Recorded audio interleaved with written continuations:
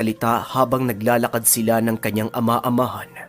Nahalata naman ni Kamlon ang katahimikan ng bata, kaya inunahan niya ito ng salita.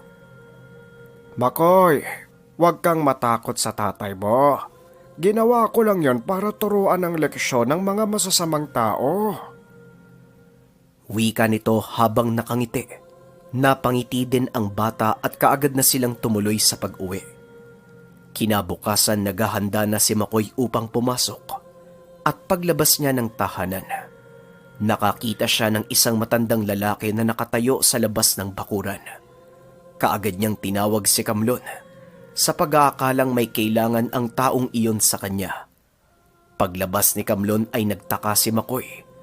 Galit na galit ito habang nakatingin sa matanda at pinapasok siya sa loob ng tahanan. Makoy anak, pumasok ka muna sa loob ng bahay. Bilisan mo. Huwag kang lalabas hanggat hindi ko sinasabi ha. Wika ni Kamlon. Kaagad namang sumunod si Makoy. Isinara niya ang bintana sa kanilang tulugan at dumungaw sa maliit na siwang ng dingding. Nakita niyang naglalakad ang ama-amahan papunta sa kinakatayuan ng matanda. Nagsasalita ang matanda ngunit hindi ito marinig ni Makoy. Nagulat na lang siya nang biglang suntukin ni Kamlon ang haligi ng kawayan. Sumigaw din ito at halatang galit na galit. Hoy ikaw, huwag mo kong tinatakot. Alam mong kasalanan ng mga anak at pamangkin mo ang nangyari. Sapat lang yun sa kanila bilang kaparusahan sa pagpatol nila sa bata.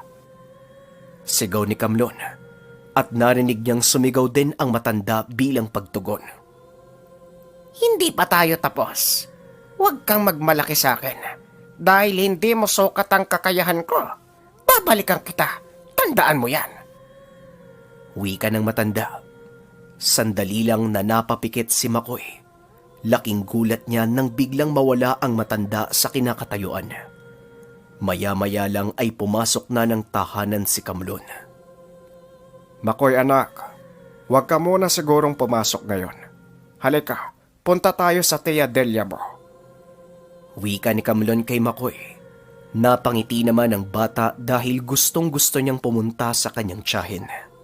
Ngunit gagawin ito ni Kamlon para sa kaligtasan ng kanyang anak-anakan.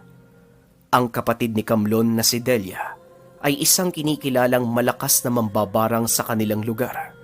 Kinakatakutan ito dahil napakadami niyang natalong mga manggagamot. Oh, Kamlon! Anong sadya mo? Bakit? Sino na naman bang nakaaway mo? Wika ni Delia sa kanyang kapatid. Si Tandang Doro po, ate. Binatukan kasi ng anak niya si Makoy, kaya tinuruan ko ng leksyon. Sumugod sa bahay, nagbabantang babalikan kami ng bata. Natakot ako kaya lumapit ako sa'yo. Tugon ni Kamlon. Napangiti si Delia sa sinabi ng kapatid. Ay, sige. Hayaan mo siyang pumunta dito.